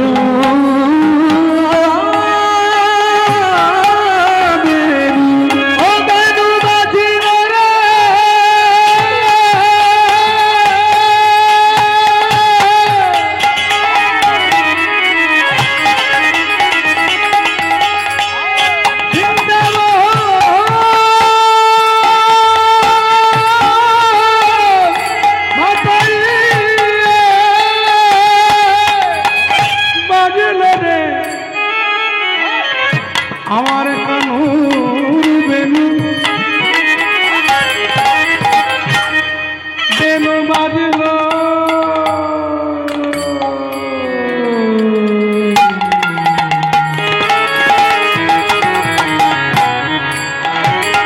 শুনিয়া কানুর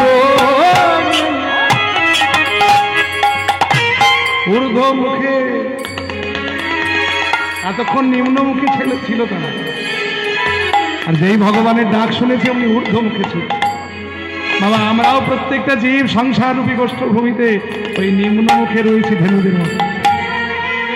যেদিন তার ডাক শুনবো সেদিন আমাদের ঊর্ধ্বমুখে ছুটতে হবে। পুচ্ছ ফেলি পিঠে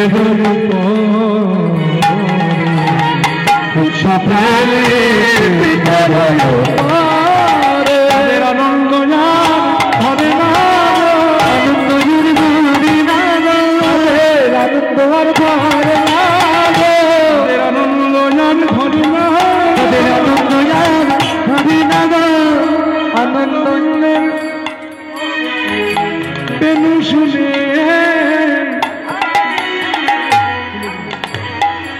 আনন্দ জানি ধরে না আমার প্রাণে গোবিন্দে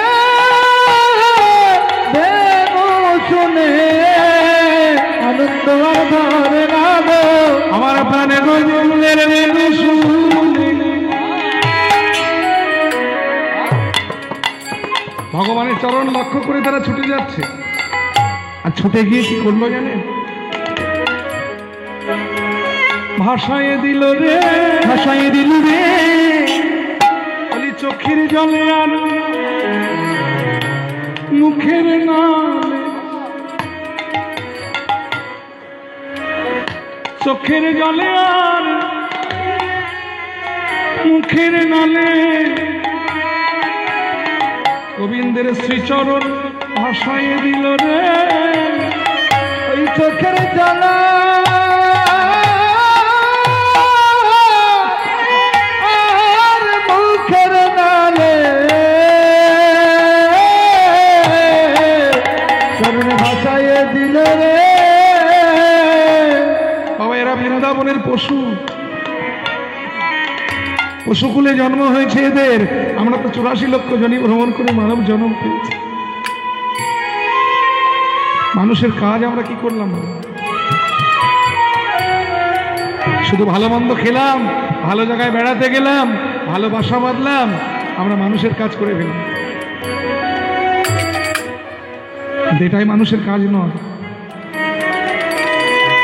84 লক্ষ জনি ভ্রমণ করে মানব জন্ম পেয়েছি, হরি বলা বদন পেয়েছি,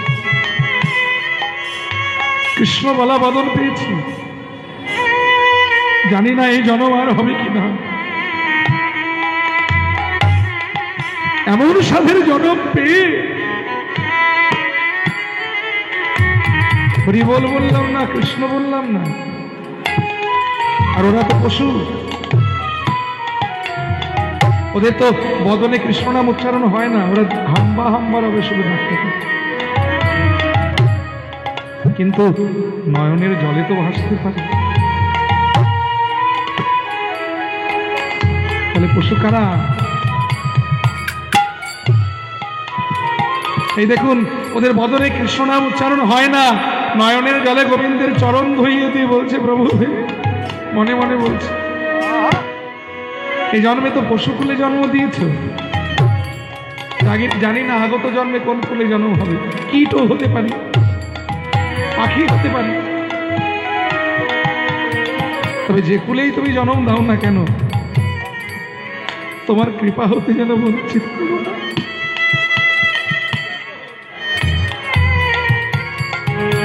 তাহলে পশু কারা? ওরা না, ওরা। তাই তো মহাজন বললেন, তোমরা ওদের পশু, কেউ বলো না তোমরা ওদের পশু,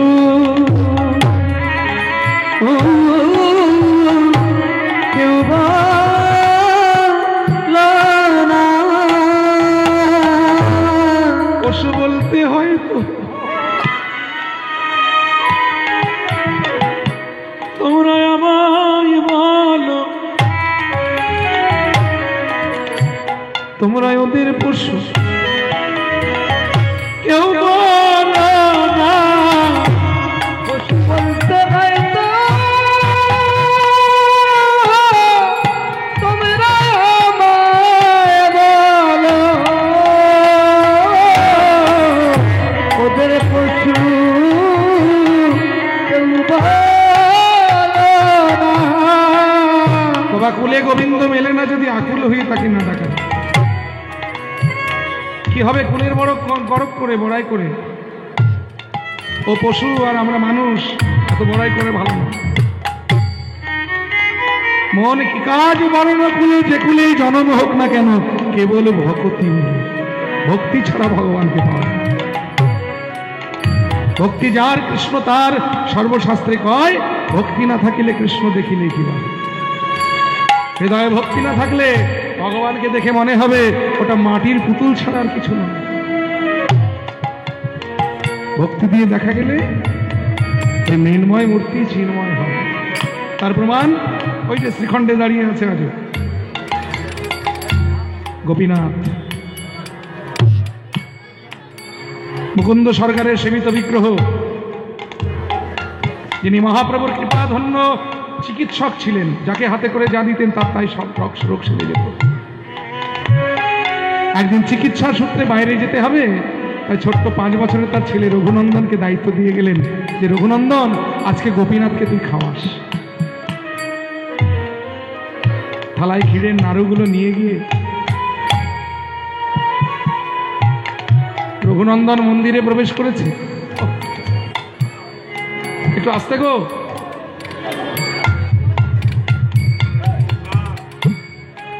রঘুনন্দন মন্দিরে প্রবেশ করেছে।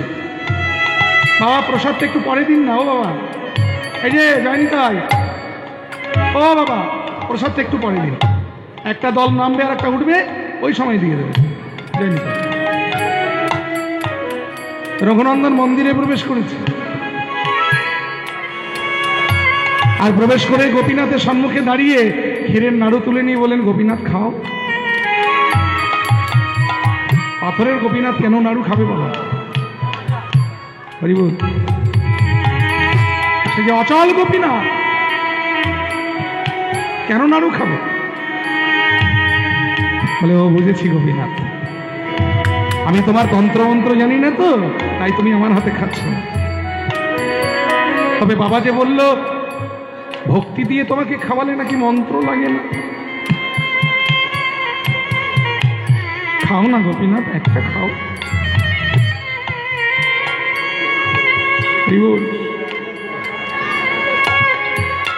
তো গোপীনাথ কিছুতেই যখন নাড়ু খাচ্ছে না, রঘুনন্দন বলে, ও বুঝেছি তুমি খাবে না আমার হাতে। তবে শোনো গোপীনাথ, আমার নাম রঘুনন্দন, আমি পণ করছি, তুমি যদি না খাও, তোমার সম্মুখে পাথরে মাথা খুঁড়ে আমি আমার প্রাণ ত্যাগ করব।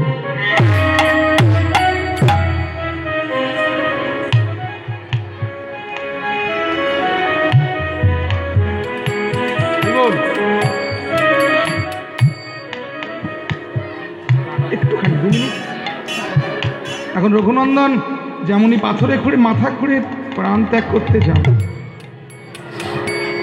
ওই অচল গোপীনাথ আর অচল হয়ে থাকতে পারলেন না, নেমে এলেন। সিংহাসন থেকে নেমে এসে হাতটা বাড়িয়ে রঘুনন্দনের মাথাটা ধরলেন। দাঁড়ালে রঘু,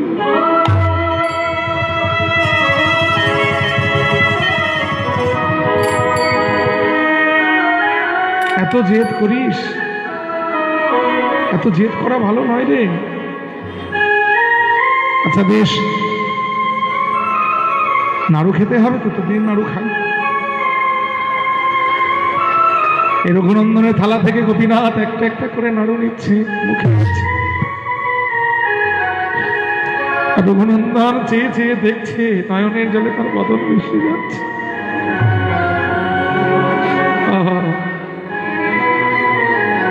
হঠাৎ রঘুনন্দন খেয়াল করলো যে থালাতে মাত্র আর একটা নাড়ু রয়েছে, হাত চেপে ধরেছে। দাঁড়াও,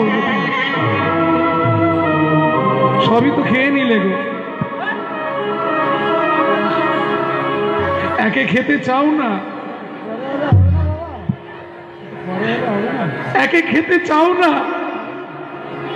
আর খাওয়া শুরু করলে আর থামো না।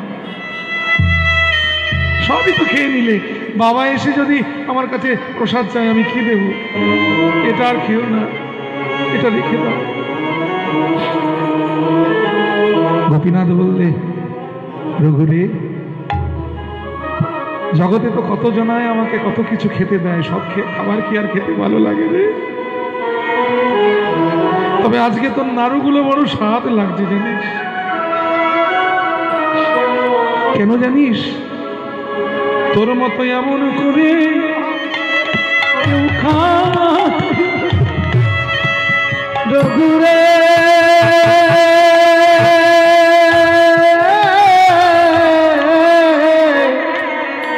তোর মতো এমন করে কেউ খায় না। বলি নয়ন চলে বুক ভাষায়, তোর মতো এমন করে কেউ খাওয়ায় না। তুই দুজনে জনে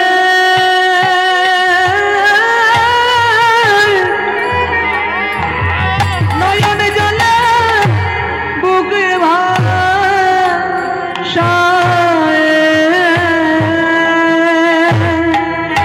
রঘুরে তোর মতো এমন করে কেউ খায় না। ওই নয়ন জলে বুক ভাষায়,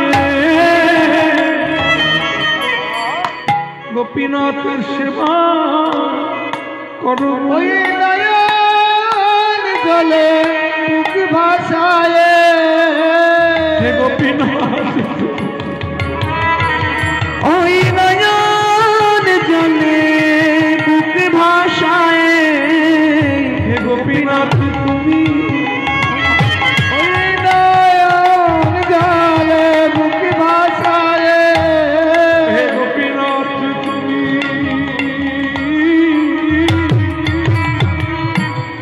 খাও বলে ওই নয়ন জলে জলে বুক ভাষায়, গোপীনাথ তুমি খাও বলে। ওই নয়ন জলে বুক ভাষায়, গোপীনাথ তুমি খাও বলে। নয়ন জলে বুক ভাষায়, গোপীনাথ তুমি খাও। ওই নয়ন জলে বুক ভাষায়, গোপীনাথ তুমি খাও বলে।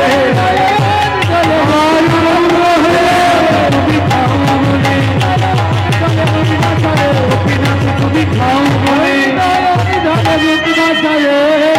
অমন করে কেউ খা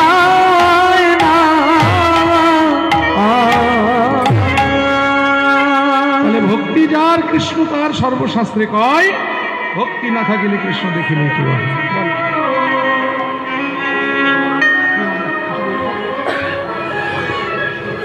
এই মা তার নাতির উদ্দেশ্যে মানসিক করেছিলেন, 501 টাকা তিনি গোবিন্দ সেবায় দান করলেন।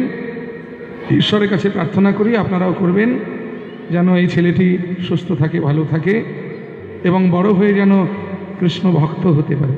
নিতাই গৌর সীতানাথ প্রেমানন্দে হরি হরি বল, হরি বল।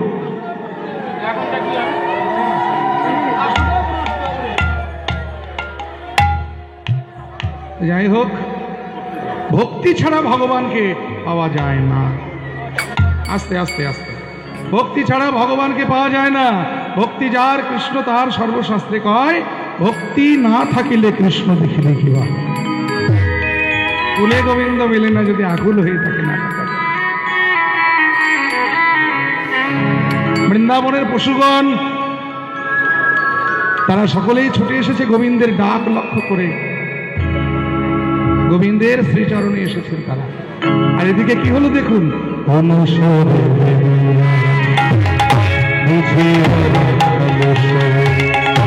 আসিয়া মিলিল নিজ সুরে, আসিয়া মিলিল নিজ সুরে, বেরু বুঝিয়া না খানো, আসিয়া মিলিল নিজ সুরে, আসিয়া মিলিল নিজ সুরে। জীবনে যে ধেনু ছিল পত্র কইল, চালাইল গোকুলের মুখে,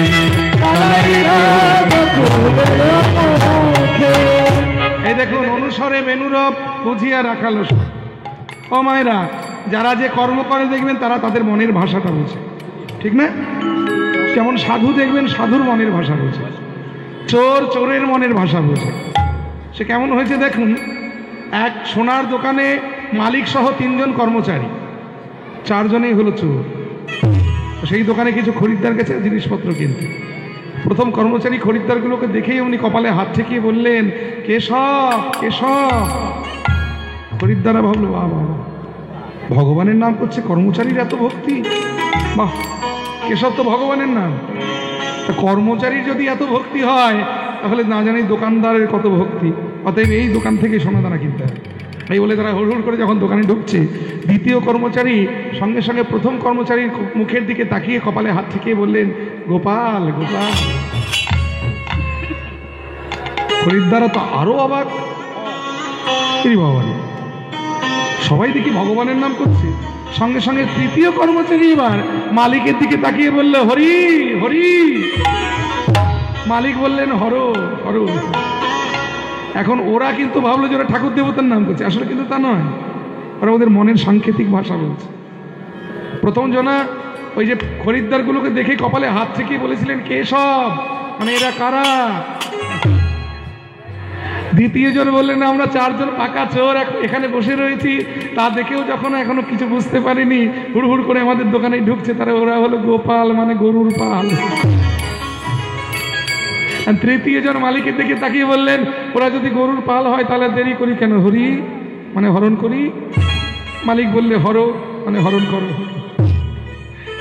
তাহলে দেখুন, চোর চোরের মনের ভাষা বলছে, তেমনি রাখাল রাখালের মনের ভাষা বলছে। সন্ধেবেলায় সিঙ্গার বেনু একসাথে বাজলে কি সংকেত, এটা রাখালরা বোঝে। বেনু তো সারাদিনই বাজছে, কিন্তু সবসময় তো একই টানে, মানে একই কথা বলে বেনু বাজে না। রাখালরা বুঝতে পারলেন, এবার ঘরে ফিরতে হবে। তাই আসিয়া মিলিল নিজ সুরে,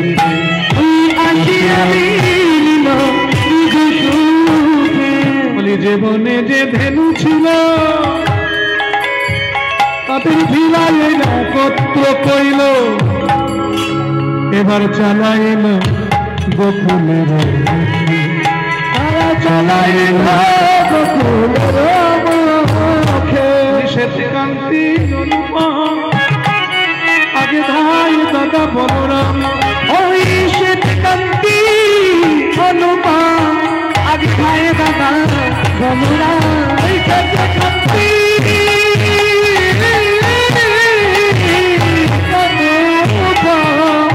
আগে ভাই দাদা বলো বড় দাদাকে আগে আগে দিয়েছে, কারণ দেখবেন সঙ্গে যদি বড়দাদা থাকে কোনো ভয় থাকে না। ঝড় ঝাপটা সব বড়দাদার উপর দিও। সংসারে যারা বড় হয় তারা জানে যে বড় হওয়ার কি জ্বালা, আর ছোট হওয়ার কত সুখ যারা ছোট হয় তারা জানে। বড় দাদা যদি মাথার উপর একটা থাকে কিসের চিন্তা, ঝড় ঝাপটা সব দাদার উপর দিয়ে যায়। এই দেখুন আমি কীর্তন করে বেড়াই, কোনো ঝামেলা আমাকে পোহাতে হয় না, সব ঝড় ঝাপটা ওই যে দাদা রয়েছে ওর উপর দিয়ে যায়।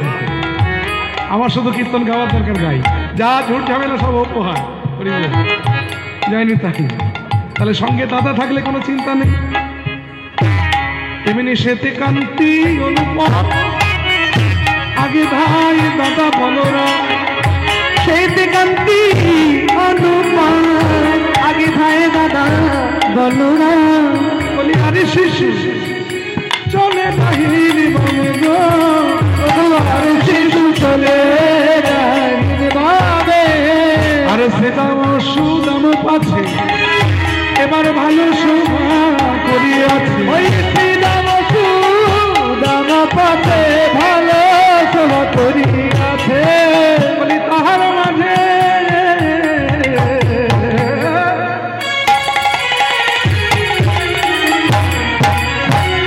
আমার নাম ভাষণে গো,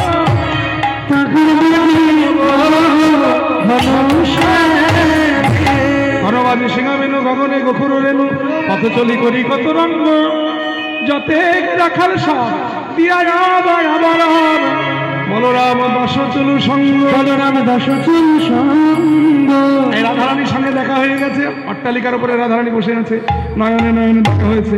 রাধারানী বললেন বধূ আমি তোমার জন্য কুঞ্জ সাজিয়ে বসে আছি, এসো বৈনাবেশে এসো আমার ঘরে, বৈনাবেশে এসো তুমি, দাঁড়ায় রয়েছি আমি তোমার মধু লইবার তরে। এই দেখো রবি যখন বৈশে পাটে মুই গেনু যমুনার ঘাটে, তোয়া লাগি চাই চারি বনে, ব্রজের রাখাল যত সবে চলি যাও তো, আজ তুমি সবার কাছে কেন?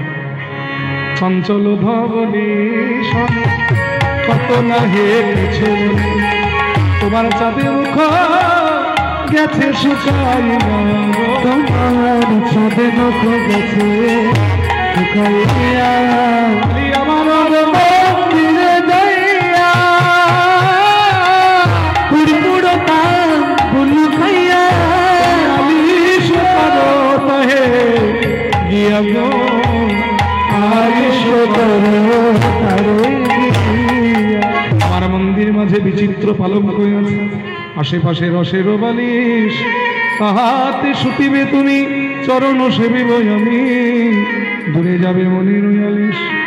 ভগবান বলে না রাধে এখন আমি যাই ঘরে, মায়ের যে আরতি করে সখাসনে করল পয়ন, কহে দাস যদুনাথ পুরাও মনের সাদ, আছে তুমি করো গমন। এখন আমায় বিদায় দাও, রাস অভিসারে তোমার বাসনা আমি পূর্ণ করবো। তাই বনসে নন্দ দুলাই ঘরে যাবে নন্দ দুলাই, গোধূলি ধূসর শ্যাম কলে বড়, ধুলি ধূসর শ্যাম কলে বড়, অজানু অজানু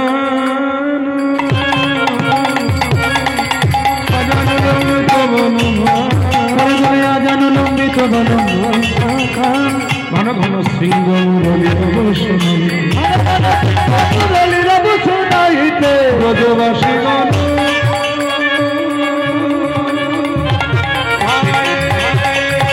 ব্রজবাসী গান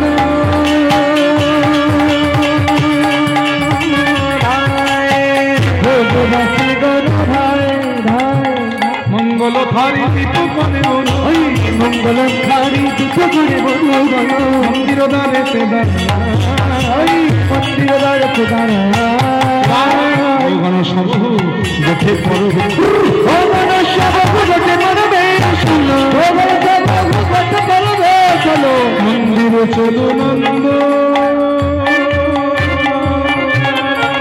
মন্দিরে চলো নন্দ, আকুল পন্থে দশমতি আবলো, আকুল পন্থে দশমতি আবলো, গোপালের লীলা কি পালিনি নাকি আইরে আমার চাঁদের কোনা আরে আমার চাঁদের কোনা খাইয়েছে বদরখানা আইরে আমার চাঁদের কোনা শুকাইছে নদীর খানা আইরে আমার চাঁদের কোনা আকুল পন্থে যশোমতী আবলো আকুল পন্থে যশোমতী আবলো মোহন মনি তোর মোহন মনি তোর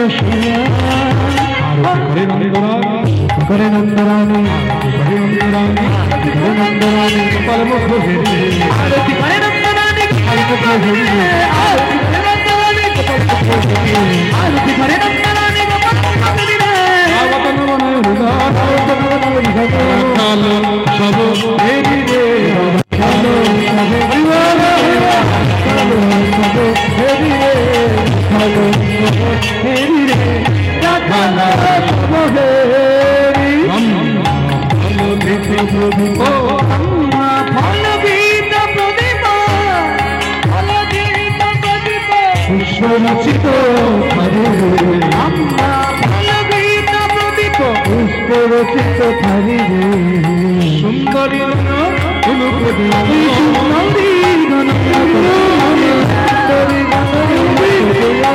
সুন্দরী গণ শিশুগণ শিশুগণ পর তালি রে শিশুগণ পর তালি রে শিশুগণ পর তালি রে শিশুগণ পর তালি সকল শিশুর চাঁদ মুখ তুলি সকল শিশুর চাঁদ মুখ তুলি দশমতি চুম্ব খাবে সকল শিশুর চাঁদ মুখ তুলি দশমতি চুম্ব খাইবে মঙ্গল পুষে নন্দ ঘোষ মঙ্গল পুষে নন্দ ঘোষ জগদানন্দ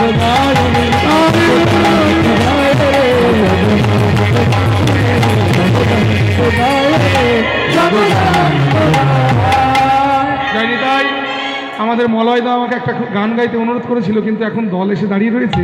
আমি ওটা রাত্রির আসরে গাইবো, আপনাকে শোনাবো গানটি। না এখন নয়, ওই দল এসে দাঁড়িয়ে রয়েছে, এটা সম্ভব নয়। আমি রাত্রিবেলা গাইবো, রাসের সময় গাইবো।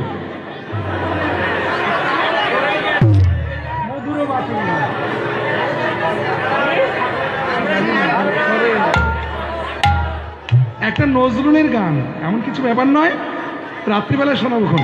আর এখন ওই যে দল এসে দাঁড়িয়ে রয়েছে, পরে শোনাবো। হ্যাঁ, মায়ের কোলে মিলন হলো, মায়ের কোলে মিলন হলো, মিলন হলো, মায়ের কোলে মিলন হলো, কোলে মিলন হলো,